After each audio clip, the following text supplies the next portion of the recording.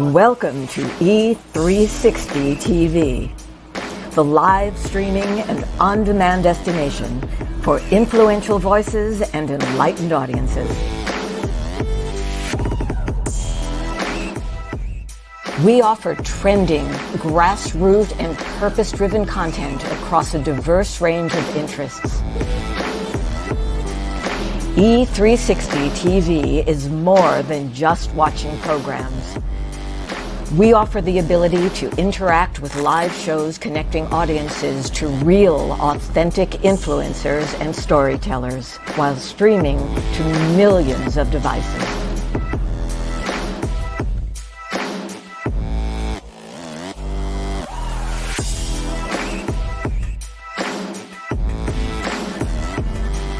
Real experiences. Raw conversation. One destination for it all. E360 TV.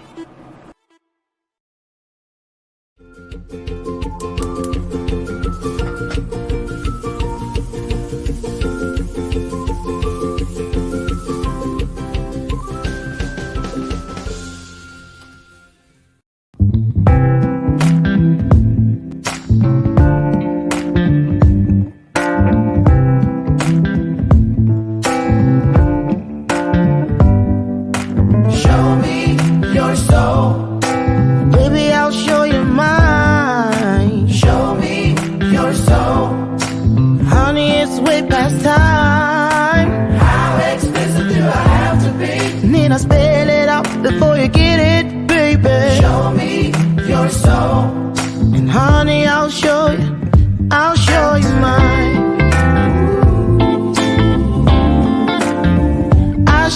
mine.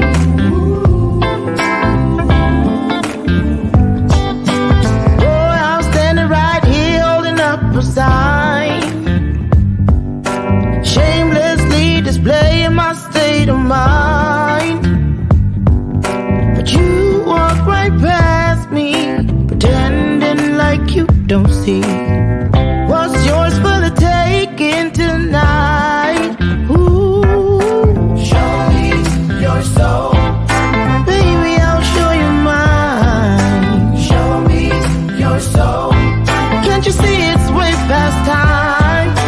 How explicit do I have to be? I mean, I spell it out before you get it, baby. Show me your soul. And honey, I'll show you mine.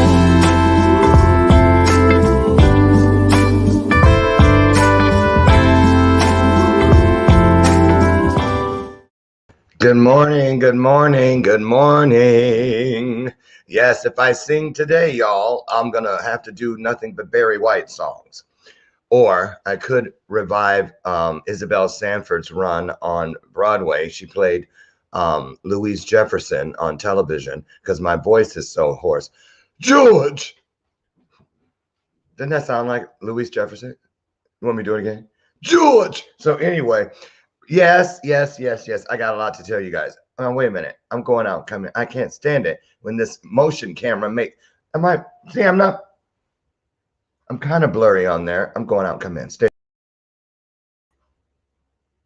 I don't know what. I don't care. It's not stealing my joy today. I'm Lauren Michaels Harris, and I'm sticking to it. It's my story. Welcome to today's installment of Bathrobe Moments. I got a lot to tell you. Oh, thank you, God. Thank you, universe. Thank you. I just see, this is why I use this term. Thank you, everything that is greater than. And when I say that, I'm thanking the trees. I'm thanking the wind. I'm thanking spirit. I'm thanking ants. I'm thanking anything with a life force and that affects life with force that can do something that I am not capable of doing. That's what greater than is to me. And this morning, I am so filled with gratitude to an extent where, yesterday, you guys, I had one of those days where I didn't want it to go. I didn't want it to end. It was so wonderful. I tried everything but gluing my eyes open to stay in it. because you know it may never come back just like that again. That's the thing about purpose. And it's those little things, just little things. Here's what I'm talking about. And listen closely, you guys. I'll be quick because I have two wonderful guests who've been standing here in the green room. They're tired. They flew all the way from the UK, and their arms are quite tired. And I know that's my Vegas material from the 60s. I got to pull something out today. Anyway, George. Anyway, yesterday, you guys, you know, I tell you guys the things that are happening in my life and in my career. I'm so excited about next month in August. So I was in rehearsals all day yesterday. We were blocking my presentation for the Star Trek convention, where I'll be there as a guest of Gaze in Space, doing a piece at the Wrath of Vegas celebration at the Rio Hotel, and also hosting a couple parties for them. Thank you to my good friend Dan TV, founder of Gaze in Space. And anyway, so I was working on that all day, and then I got the ding on my phone, right? You guys remember when I went to Washington, D.C., to meet with celebrity photographer Virginia Rose back in May. It was in May. Because, you know, I had the cover coming up of Shift magazine. I'm so excited. This magazine is out today. It's on newsstands today. And I'm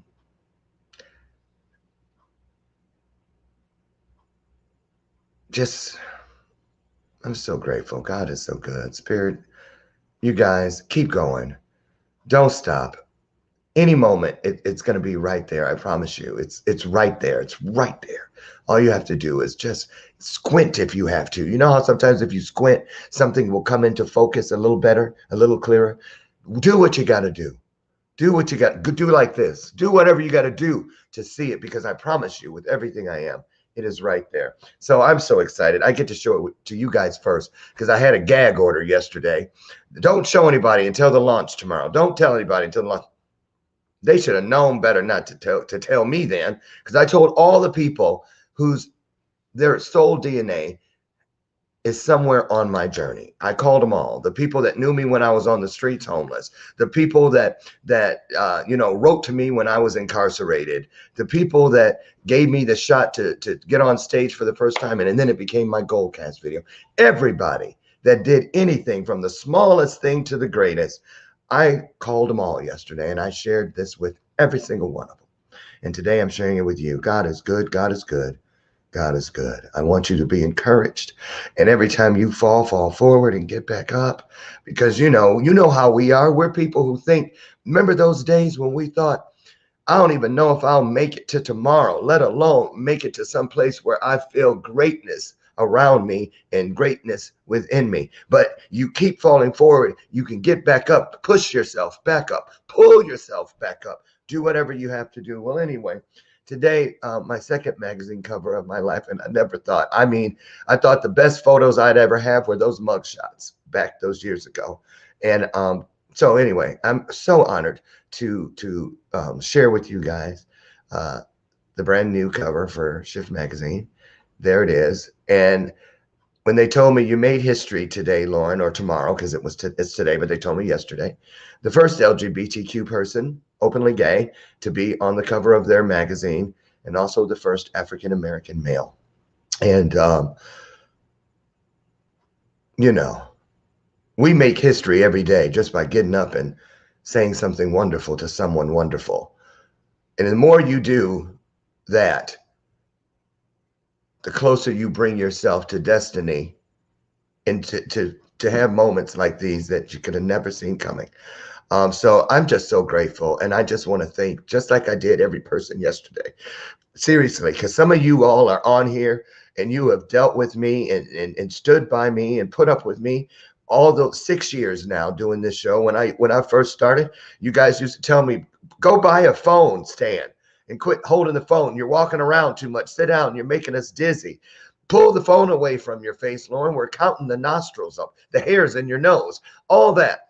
And you groomed me until I could find ways to do better myself. And that is why the promise of where two or more come together, wonderful things happen. It's the most wonderful promise of all.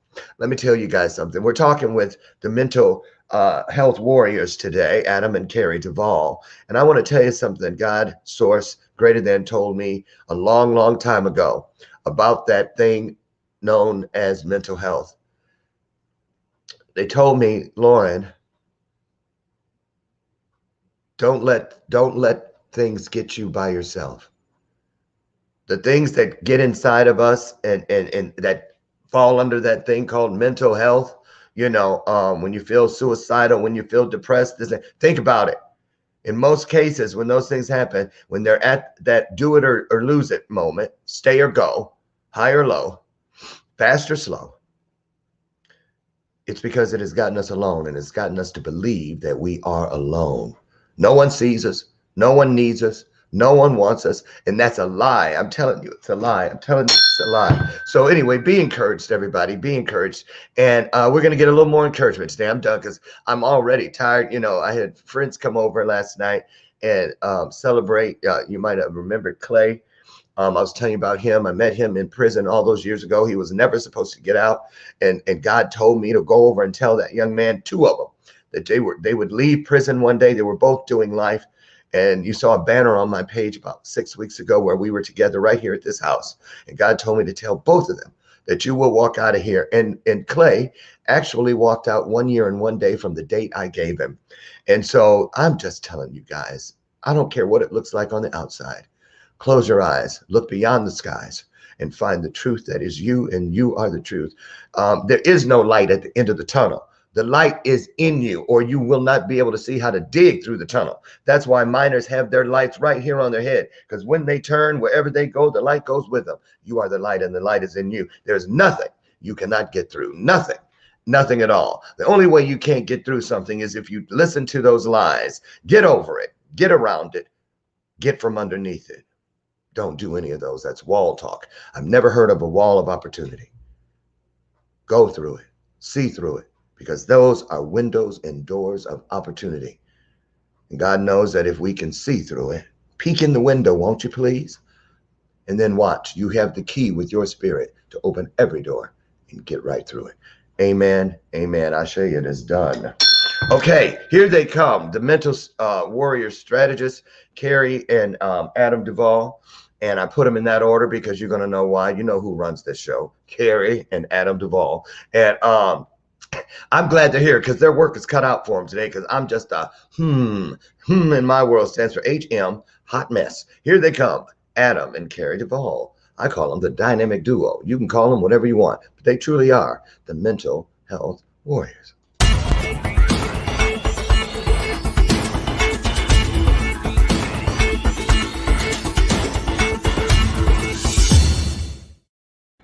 Oh, good morning. I was retired, guys. I was reading Robert Brooker was telling me how to clear the screen up. Robert, you guys are crystal clear.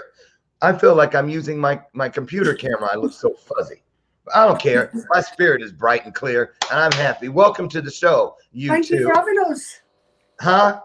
Thank you for having us. Oh, now you see, when you said thank you for having us, I thought you said something like something the governors. Oh no. Don't get me started. What now, do you both have the same accent?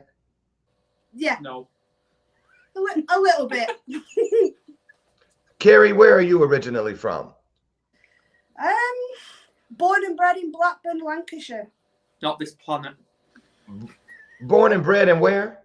Blackburn, Lancashire, in England. Okay, England. There's the name we recognize. Okay, and Adam, what about you? I was born in England, but my family's originally from Scotland. Scotland. So you have some of the Scottish in you. Aye. Aye. Ooh, Lord and my lad. I had a friend once that was, his name was I loved his name, Brooks Good Game. That was his name, and he was from Scotland. And I had another friend, Clark, and I loved the way they spoke. I really did. So listen, you two, I'm going to get off the screen for a second. Say hello to everybody. Tell them who you are, what you're doing. You already said where you're at in the world, but you can remind them. And then I'll come back in and we'll get started. How's that sound? Okay, all yours. Well, my name's Kerry Duval. I am the mental health warrior's wife. I'm Adam, mental health warrior. Together, we are the mental health warriors. We have a channel on YouTube called Warrior TV. The link's going to be on this show. You can also find us on Facebook, The Mental Health Warriors. We've been together 12 and a half years, married for 7 weeks. 6-7 weeks, one of them. Hey, Thompson. We've got 2 children together, Lucas What? and Tegan. Lucas has autism. Hold up. Tegan's assessed. You got married and didn't tell people? How did I not know you got married 7 weeks ago? Adam, you were on my show 7 weeks ago. We kept it quiet. Well, congratulations. Thank you. Now, I see how you're the mental health warrior's wife. But Kerry, let me ask you, I see you wearing glasses, so I know you're not completely blind. And you're a mental health warrior, and I know you're not completely crazy, but you married him anyway. Yep. I'm kidding. Hey, we've all got a bit of craziness in us. So who was holding out? You guys, that sounds terrible. Why did it take so long to get married? I don't know. Things just kept coming up, and it just didn't happen. But well, now when we made it happen. kept coming up, you already told us you got 2 kids together. Yeah. Wait, let me guess. Were you two the kind? Did you break up and come back together? Break up, come back together. Break up, come. Now we have broken up numerous times, but when we was working a number of years ago, in our very first house, which was about 10 years ago, to decide, we actually flipped a coin. Do we get married or do we have kids? We end up having kids. Well, we couldn't decide, so we flipped a coin. We couldn't. You flipped a coin. Well, obviously, the thumb flipping the coin was the thumb of purpose, because here you are with everything you were flipping about. You just were flipping regarding the order. Exactly. And so you never had any doubt that you two were absolutely meant for each other. Now, here's what I find interesting. You both have this passion for the mental health arena and bringing awareness to all types. You're not just one, some people are all about autism, some are about ADHD, trauma, so on and so forth. You just put the entire blanket out there. So individually, have you or do you currently deal with any type of mental health issues? Yeah. We both do. Okay, Adam, what's yours? I've got anxiety, I've got severe trauma, I've got CPTSD, and I've got anxiety. You said CPTSD. Complex PTSD, yeah. Now, see, I've never heard that C put on it. What's the difference between PTSD and CPTSD? CPTSD is when there's a constant reminder of what happened with your trauma growing up. Oh, so you mean like triggers and things? Yeah. Oh, then I must have that. Well, the only reason I say, maybe I don't. You tell me. Well, I haven't experienced it since I married Brian. So he's the genie in the bottle for me. But while we were dating, we would be going to the lake house sometimes, and you get stuck in traffic. It's a 2-hour drive, and I mean, if I smelled spearmint, I would get physically sick, and it would like fill the car, and I'd go like, "Ooh, I smell spearmint," because my first sexual abuser was chewing spearmint gum during the act. And but it hasn't happened in years. So is that the kind of thing you're talking about, something that happens over and over? Yeah. And you don't know why? Okay. Kerry, same question. What kind of mental health issues do you deal with? I've got social anxiety. Girl, please. I do. You run the show. How can you have? Okay, that's interesting. I would never think, because you always, I can tell you're always the one who takes the lead when it's the two of you. You'll look at Adam like as if to say, I know. See what I'm saying? He says no, you say high. You go high, he goes low. We know who wears pants in this house, Adam. I'm just saying. Me. Okay, you guys. No, we both do. We both do. Okay, I know you do. One leg in each pant leg, each of you. Oh yeah. But Kerry, tell for those who may not know, because there could be some people watching who suffer from social anxiety themselves. What does that look like? What's that feel like? What it feels like is when you're getting ready to go out anywhere and you know there's going to be a large crowd of people, like a supermarket or just a party or anything like that. You get anxious. Your heartbeat gets higher. You might start sweating. you might start feeling like you can't breathe, and you just feel like, I really don't want to go out. But then you've obviously got to get through that. Now, I know that some of those, what do you call them? What you just described, all the things, not wanting to go out, this and the other. Some of those sound like what I've heard people with Asperger's throw those in their mix too. Was there a time when you were being diagnosed prior to this one? Did you ever think you might be on the spectrum? I do now, but never before. So do you currently think you're on the spectrum? I think I am. I don't know about going for assessments though. I'm iffing and butting about it yet.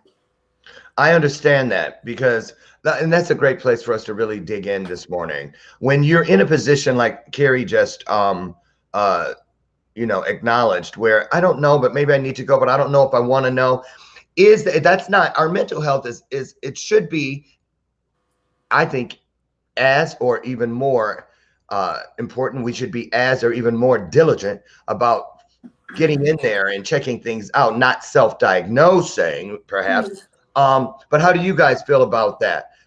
Kerry, I mean, you have this trepidation about finding out whether you are on the spectrum or not. Adam, I see you. I see it just bursting when it's ready to come out. So talk about that. What's going on with Kerry, Adam, in your opinion? Should she go find out? Should she leave it alone? Straight away, as soon as I heard what she just said, I thought anxiety. Straight away, anxiety, because she's anxious because she doesn't want to be branded with a label. Who does? I'm with you, Kerry. I'm with you. So, yeah. So what does a person do? Is it a personal choice? Or? It's definitely a personal choice whether they want to go for an assessment. Absolutely personal choice. Now, before I actually, because I'm not on the spectrum, before I actually was put forward to go for my assessment for autism, because I was showing signs as well. Did you say you are on the spectrum or not? I'm not. Okay, but someone said go get tested. Yeah. Okay, yeah. keep going. Keep going. This was 2 years ago when I went for the assessment, and straight away I thought, I'm on the spectrum here because I'm copying what my son does, or vice versa, because he's been diagnosed with autism, and I had this anxiety. I'm like, I'm too old to be diagnosed like this. But then when I saw a live video that this 30-year-old just been diagnosed with autism, I thought, I've got to get it over with. Isn't J.R. Reed coming on your show? He's been on. He's been on. Now, you know what? Was he 49, 48, 45? Like yeah, something like that, yeah. Right. And he had navigated all the way up to that point of his journey, thinking he was weird, thinking he was stupid, thinking all these things. I just did a show opener for his new show, and I had all that. He gave me all the stuff to go. I was like, man, all those decades. So let's talk about it. Let's talk about mental health. What? Now, you guys are in the UK, so health systems are different in different countries. Tell us what are the resources? What's it like? What does a person do there?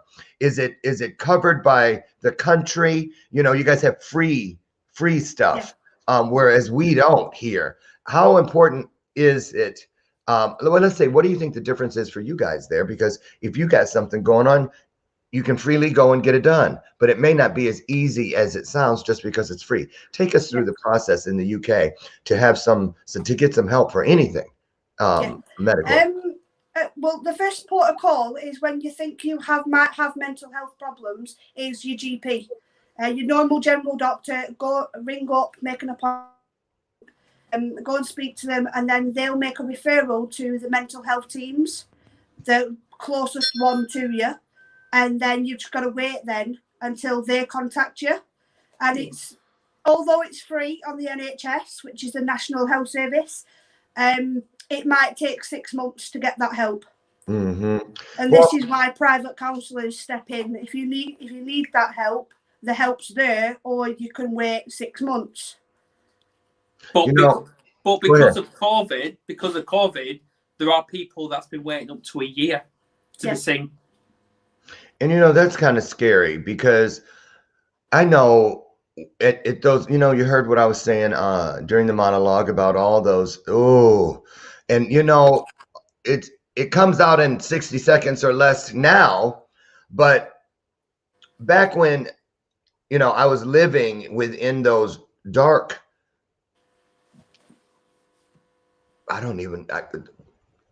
It's like a vortex, a hole. You know, you feel there's never going to be a way out. It's never going to end. This day will never end. And so you start, it just brings you closer to, then why even bother kind of thing. It's just perfect word, crazy. You know what I mean? I think what you mean, Lorraine, is that dark place. You feel like you're in this dark hall and the walls are closing in. Yeah. Is that what you're trying to say? Yeah. I mean, I literally remember. I do remember that. I do remember feeling that this question has no answer. This is a language no one in the world understands. I keep saying it, but no one can interpret it.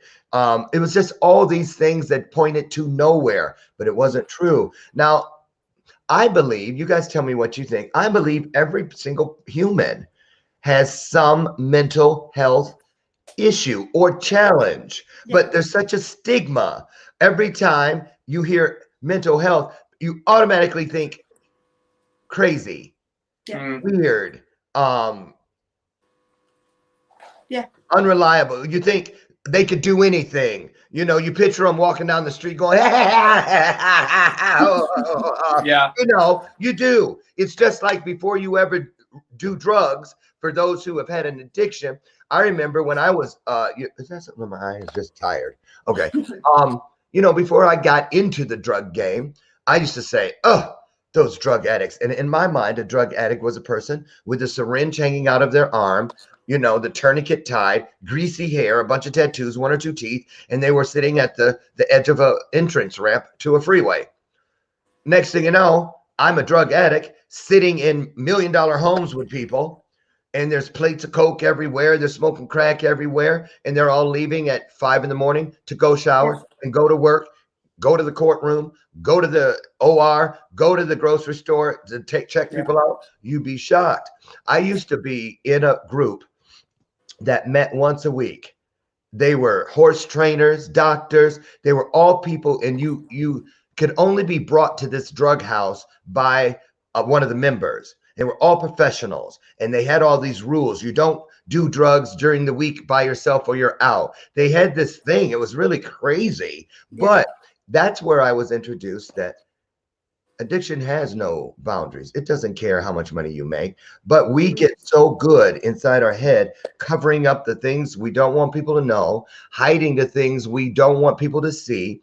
And then before you know it, we've lost who we are to ourselves. So tell us why you guys get on.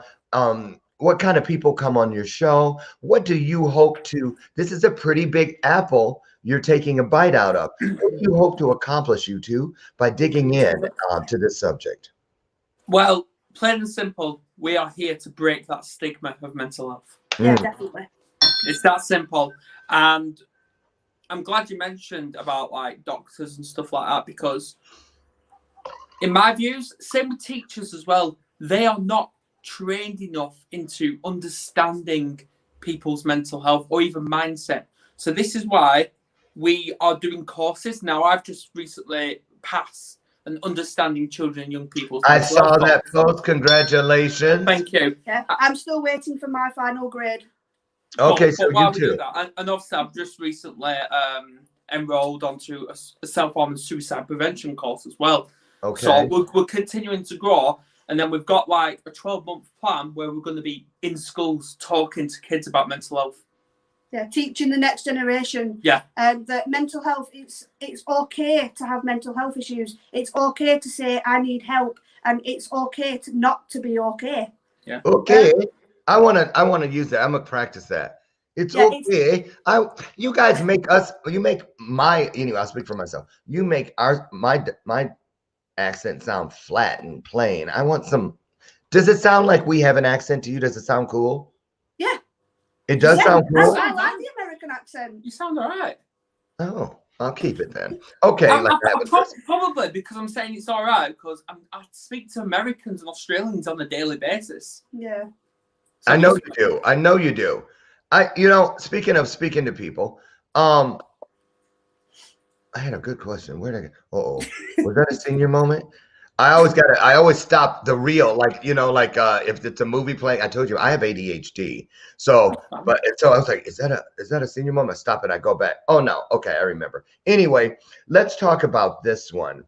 When you said you want to teach the next generation, I love that. How, in your opinion, and this is just you all's opinion, how early do you think parents, guardians, anybody that has an influence over a younger person, at what age is the right age to start having the conversation with children to help them understand that behaviors fall under a canopy known as mental health? Because there may be a kid at school that's got ADHD and mommy, he's a bad kid, or they may be telling your child, stay away from him. That's a bad boy, or this, whatever. Don't you ever act like that. Sending the wrong message and pushing them away from each other. In other words, don't get to know this young child. Don't get to know this friend, because look at that one. Talk about that element of it. How early is early enough?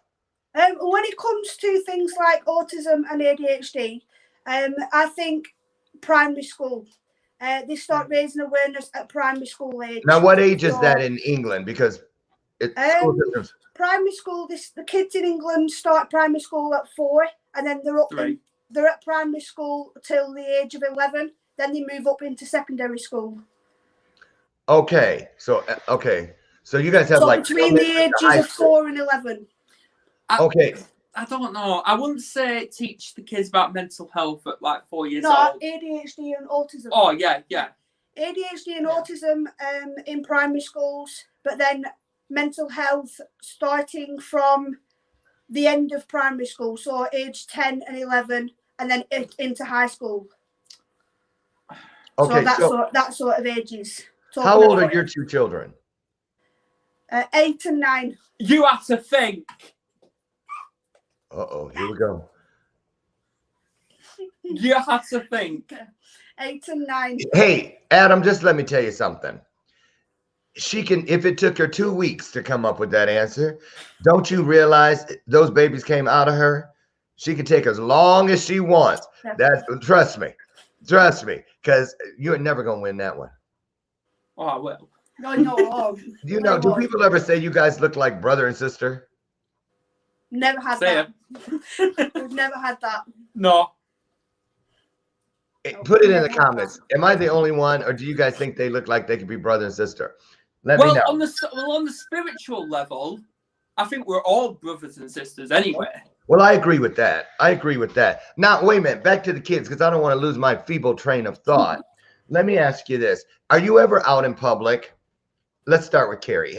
Are you ever out in public and you see children, or say you're at the playground or something, and you see a mother or a father running after a child or something, and you know, that kid has, and you can tell, that parent doesn't have a clue. Do you ever broach people and open the conversation just to maybe get some ideas in front of them without being pushy or butting in? Because, one thing people don't want is people to tell them about how to raise their kids. How do you deal with that one?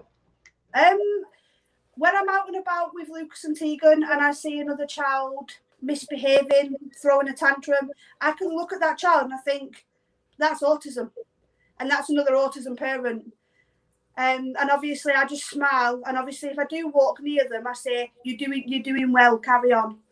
Ignore people, ignore the judgmental comments. I've had judgmental comments myself from the older generation, kids having kids. And I've got to the point where I turn around and I say, he has autism. Learn about it first before you make judgmental comments. So I just snap back now because I'm sick of the judgmental comments. Let's talk about that. Let's talk about that, okay? Let's really talk about that because it pisses me off. Yeah. Because it's you, and really a lot of the time the people that do that because that's their go-to, it's because they're putting a shield up in front of their own pile of shit to keep it. I'm just saying. And so talk about that. Why do you think people are so judgy? Because they don't know what autism and ADHD is. There's still a lot of awareness that needs to be brought up about it. I mean, Lucas has just recently got his ADHD diagnosis. Today is day 1 on his medication, so we don't know which way it's going to go with him yet because of the autism. It can go either way. But I still think it's more awareness needs to be brought around autism and ADHD. It's the same with mental health, more awareness. You know, my husband and I were having this conversation just a few weeks ago about my ADHD because we were packing to go on our trip. So, you know, you take all your little supplements out, and I came across my bottle of ADH meds, which I don't take. It says take when needed for anxiety. But the thing is, I don't know when I'm in anxiety. It doesn't feel, I'm like, oh, I just went from calm to anxiety. You don't, for me anyway. Exactly. I don't know. And then when I'm in there, it's not like the pills show up in my mind inside of a little glass box that says break glass in case of emergency. I don't know when to go do it and when I don't. So let's talk about that. If a person, and this is another thing, ADHD, I just found out that there are all types of, it's just like a paint strip, different shades of it. And no one has ever told me how to manage. Like, they gave me the pills and just said take when you have anxiety, but not about how to identify when you need to take it. So I could be taking it for the wrong reasons, which now I could be taking it when I don't need it, not taking it when I do need it. Where do we go to get informed on how to understand ourselves, though? You want to answer that one? Yeah, I'd definitely go to someone that specializes in anxiety. Now, obviously, we know about it. It's talk to someone about it. Yeah, but we're not professionals. No, we're not professionals. Right, I get it. Diagnosing people, but when it like having that knowledge of anxiety. See, in my view, it's best to talk to someone that has anxiety for your issue. Yeah, it's best to talk to them. Yeah, or your doctor. Or your doctor. See, I love that about you, Kerry, and you too, Adam. You there's always a starting point, and if you don't know, and that's a good point. Let me put this out there, because I remember before my my drug addiction, I really tried to go get help, and I went to a mental health place, and they gave me an appointment with a psychiatrist. Now I walked in, I was then sitting on the over at wherever in a chair in front of the desk, and it was, I'm not kidding you. So what's going on? I remember that was the question, and about 3 minutes into the story, I see him writing, and he was so engrossed in the writing, peeling them off. I saw it was a prescription pad. I said, wait a minute. Should I wait with the story? Or he goes, no, go ahead. I said, well, what's that? He goes, oh, these are for you. These will be for you. I was like, what is it? He said, lithium. I said, well, what's that for? And he told me. I said, well, how long will I have to take? He says, could be for the rest of your life. That was it. I wrote the check at the desk and got the hell on. You know, because the thing was, I was like, how do you know? I haven't even gotten to the good part yet. Yeah. See that. Doctors are so quick to prescribe medication as an easy fix. And obviously, a lot of people find themselves on mental health medication when really medication isn't going to work for them. What they really need is somebody to sit down and listen to them and talk to them about their problems and give them strategies of self-care. I mean, obviously on Warrior TV, we always promote self-care is vital for anybody. What are some of the steps you help people put in place? Some of the things to help us do just that. Because, you know, we all have our routines. Yep. You know, in our day, it's personal development, some, you know, health routines, all of these things. But personal development and caring for your mental health, in my opinion, in my world anyway, are two different things. You know, I can pick up a book. I want to read The Gift of Akbar today to pour into my spirit, to help me understand purpose and generosity and being of service. But that there's not going to tell me anything most likely in here about what to do when I'm feeling anxious. What kind of resources, where do people go to find things that they can read or they can learn without the world knowing there may be a problem until they feel comfortable enough to come out? Because that's a thing too. Is that a thing? Yeah. Coming out about your mental health situation. Talk about that. Yeah. Cool. See, that's a good question. That's a great question. I'm ringing the bell. It is. See, from experience, I remember talking to a client at one point, and he needed help. And he was in that in denial phase, saying, "Oh, I don't have a problem, but I want to talk to someone anyway." And after speaking to him for a good hour, he went from in denial to talking to me, and now he wants to be on the show to speak out in public just within that hour. Because that's what they want. They just want someone to talk to, or even if that mental health person doesn't talk and they just listen. That's what that client wants. Mm-hmm. Someone to listen to. Listen, and you're absolutely right about that. I'm gonna tell you, I was watching your show. I think it was last week, and I don't remember we've connected a little bit because I want her on this show. Miss Unruh. Karen. Yeah, I'm gonna say something about you guys right here. The guests that you have on your show are just incredible. Thank you. It's just incredible. And you guys, you need to really write down when the Mental Health Warrior show is on, because you will learn so much. I was in the kitchen doing something, and I think it's early, because when your show comes on, it's early for me. So I put it in the stand, and even just listening, it was so engaging. So talk about the kinds of people that come on your show. I know it's people dealing with mental health, have dealt with it, are dealing with it, but then you have those people that are professionals too. Where do you find your guests, and who's a good guest for your show? Maybe one of these people listening. We've got people from a wide range of backgrounds. People who, like you said, have been through mental health problems and now want to share their stories to help raise awareness, to help others step forward and say, well, I'm going through the same problems. I now want to get onto that road to recovery.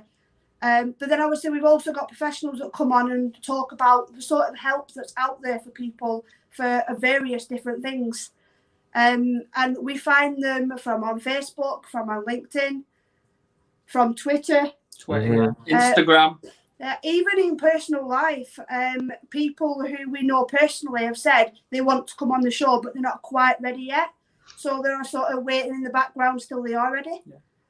Do you think a lot of people are afraid of being judged? Yes. Yeah, definitely. Yeah, because I literally saw one time, I'll never forget it. I forget where I was, but it was some public kind of a place with a waiting room. I remember everybody was reading magazines and stuff, and there were no spare seats. There was one seat. Okay, no, I see it now. There were no seats, and people were talking. It was a small waiting room. We were waiting to be called to see different people there, and someone asked the woman, well, what brings you here today? Because a lot of specialists were on that floor. I remember now. Kidney, this, allergy clinic, mental health, da-da-da. And the woman said, oh, I'm here because I've just recently been diagnosed with BP. And they said, what's that? And she goes, BPD, bipolar disorder. Yeah. And that woman that asked her was sitting next to her. She got up and went and stood across the room. And then the other person moved even further down the couch, as if when she said that, she suddenly became catchy. Yeah. There is a lot of judgmental people out there that, because obviously they don't know what it is, they just think automatically to stay away from that person. Because again, it goes back to parents telling kids, stay away from that person because they're weird.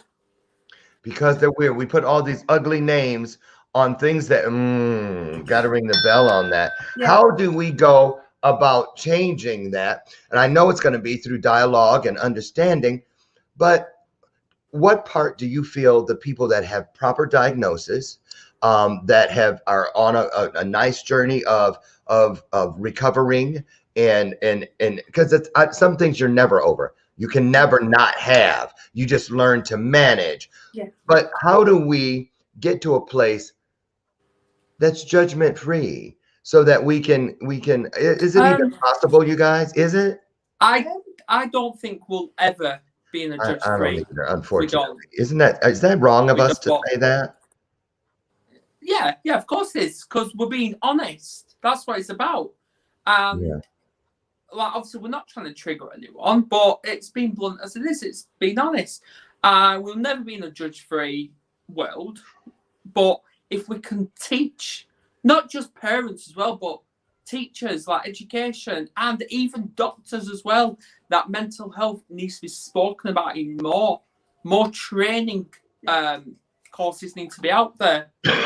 Excuse and me. obviously teaching the next generation about mental health, about things like autism and ADHD, anything like that. Teaching the next generation as well, because then hopefully when that generation grows up, the judgmental comments might have gone away a little bit. Yeah. And obviously by continually teaching, it might be in the future that there's nobody gets judged for being different. Exactly. Everybody's different in their own way, but everybody is unique and special in their own way. See, you mentioned about bipolar. I actually interviewed someone last night that's got bipolar, and like obviously this Sunday for National Schizophrenia Day, I'll be interviewing again. This Sunday is National Schizophrenia Day. Yeah, I'm speaking. Now, is that in the UK? Or is that because you said national? I think it's national. Yeah. So is that over there? Or is that national over here? It's everywhere. So international. Yeah, Schizophrenia Day. Yeah. Okay, national. Did you hear that, all you?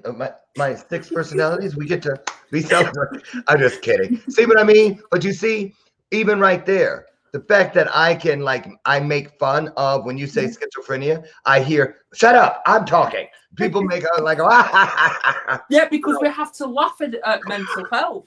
We have to laugh at it. Yeah. And also, you know, when I hear schizophrenia, multiple personalities, my go-to is that old movie Sybil.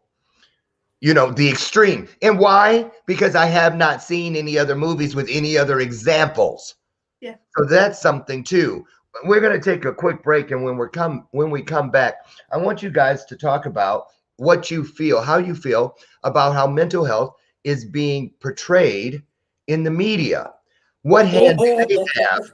What hand do they have in this destructive mindset that we all find ourselves in? So think about that. We'll be right back in 1 minute. Don't go away.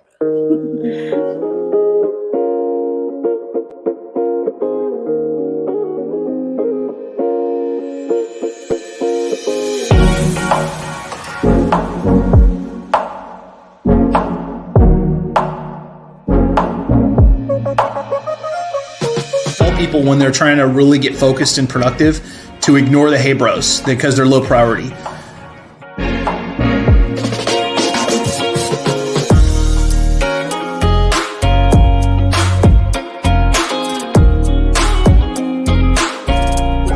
Get your motivation, create your checklist, and then that's the formula, man.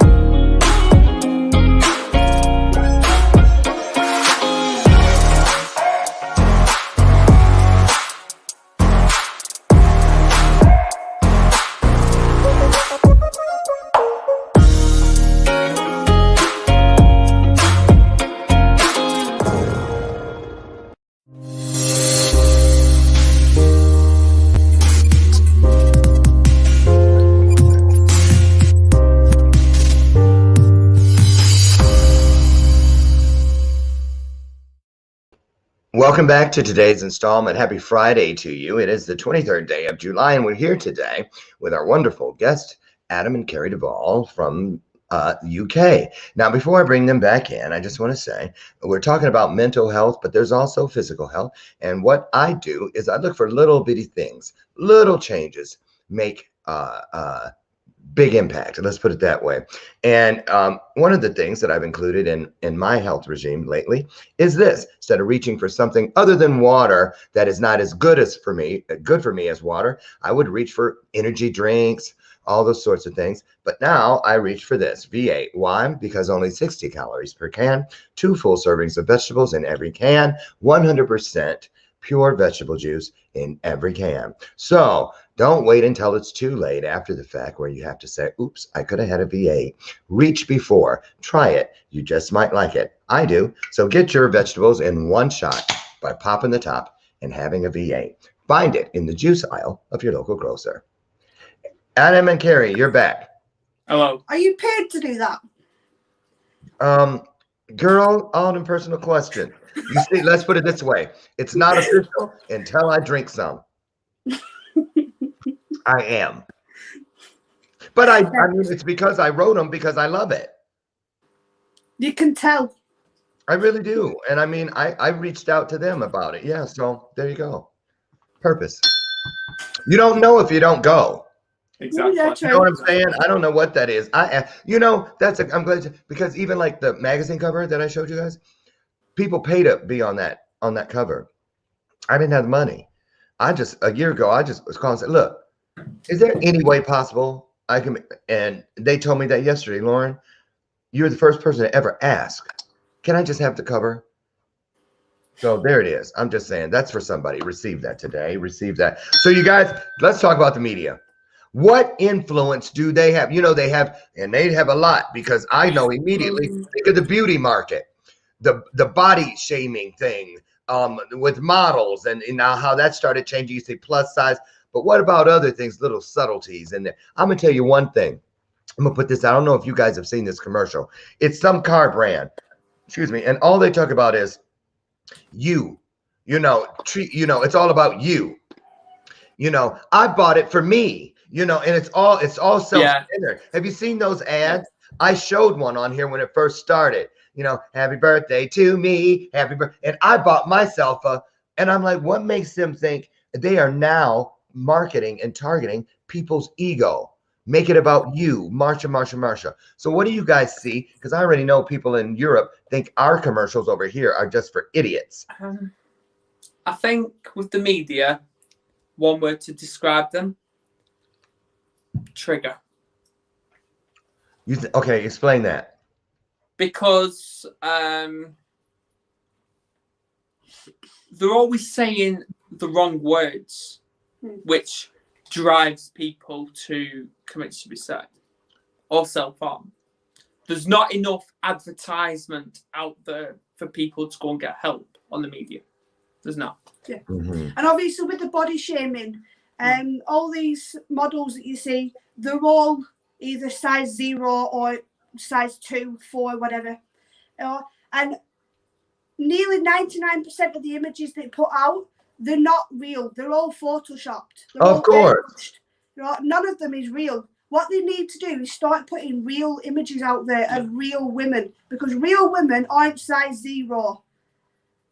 Real women are all different sizes, and it doesn't matter what size you are. Every woman is beautiful in their own way. That's right. That's what needs to start coming out more. Because then people will have body confidence. See, before we actually came on, when we was getting ready, Kerry asked me, do I look beautiful? I said, you always look beautiful anyway. And I don't care if she's just wearing a ragged bag. She's still beautiful. I don't care, because it doesn't matter how you look on the outside. What's more powerful is what's on the inside. Do you guys think we'll ever see the day? You know how they put those ratings on movies and television shows? Strong language, nudity, this and the other. Do you think there will ever be one of those what do you call them, signifiers, to warn people about some mental health element of something? But I think there should be. I don't think it'll ever. I don't think it'll ever happen. You don't see a lot of mental health being talked about in films, and in the media. Mental health is still portrayed as a bad thing. Somebody with mental health is supposed to be out of sight, out of mind. They still have that old-fashioned attitude towards it. Excuse me. And you're absolutely right, Kerry. And if you notice in the media and in movies and television, when it comes to mental health, they always go to the far right. They take the extreme version of an ailment, but we never see what it's like at 50%. We never see what it's like at the beginning or before. Very few. So what do you find, not only from your own experiences, but some of the guests on your show, where do people go just to be educated? Because there's so much out there. Tell people how they can get started in little bites. YouTube. There's lots of YouTube videos, people with mental health problems documenting their life and showing that even with mental health problems, they can still live a normal life.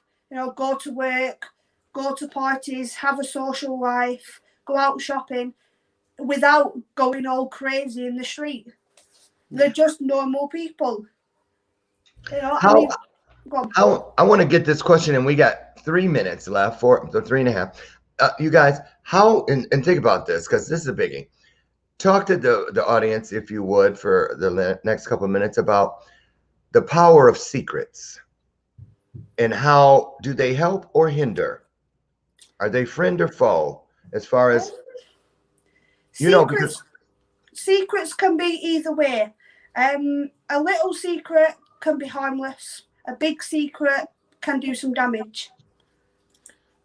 In my experience, because I kept a secret that I was being abused growing up for over 20 years, it done a lot of damage to me. Right. It really did.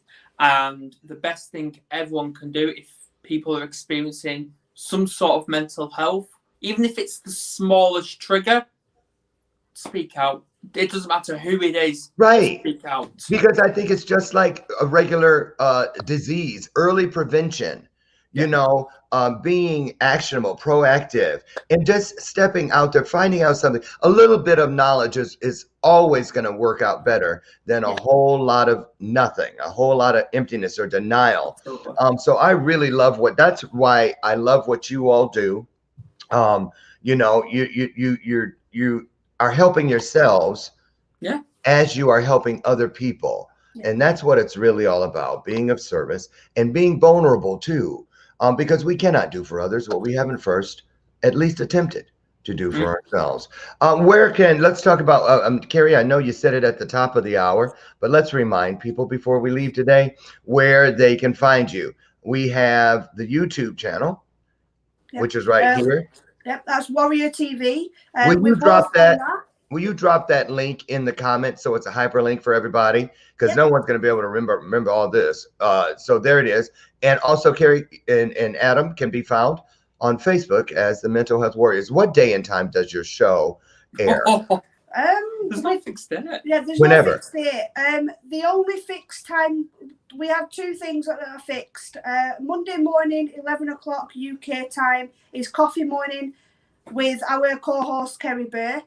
And then we've recently started Mental Health Happy Hour on a Tuesday, 8 p.m. UK time. With JR. With JR. I know. I'm so excited about that. JR's, isn't he something? He really is. I just love this guy. He works, he coaches with me. And he's one I've got big high hopes for, because he's really something. And I love what you all are doing as well. Everyone out there, first of all, let me thank you before we get out of here. Adam and Kerry, I know it's late there in the UK. What time is it? Mid-afternoon. We're about 3 o'clock. Okay, it's late in Australia right now. I get it confused because it's like 11:30 midnight there. I think it's about to be midnight. So mid-afternoon. Thank you for stopping in the midst of your day. I want you guys to have a wonderful weekend. They'll be back for sure. But in the meantime, check out the Mental Health Warriors wherever you get your content. And as we get out of here, I want to thank all of you, including the Duvals, for being here, for pouring into me and allowing the show to pour into you. Getting out of here today and for the weekend, meet me back here Monday. I want to remind you of this. As far as secrets and things that we keep in the dark, as far as I know, nothing really flourishes and grows freely in the dark except for bacteria, spores, mold, and fungi. If you want something to be eradicated, you want to kill it, you want to bring it out of you, get it out of you, expose it to some light, and watch what happens. Join me Monday morning, the 26th of the month, as we round out the month of July. My guest is attorney Franz Farrow. Wait till you hear this guy's story. I think he's breaking it for the first time on Bathrobe Moments. In the meantime, get out this weekend as every day. Be the best version of yourself. Live your best version of your life. And all you have to do is get up and try to be the best you. Look for an E and an R. Make yourself greater than the day before, brighter than the moment before, and you will find that your burdens are lighter than they were before. Take everything from great to greater. I'm Lauren Michaels Harris. I'll see you guys Monday morning, God willing, on the front porch as we do it again. Thank you, Duvals. Have a great weekend. You're welcome back anytime. Okay? Bye-bye, everybody. Have a great weekend. I'll see you Monday morning for your next installment of Bathrobe Moments.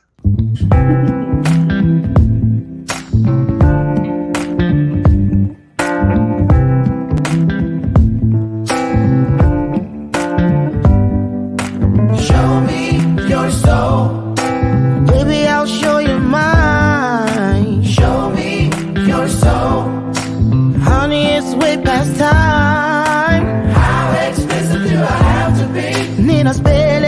before you give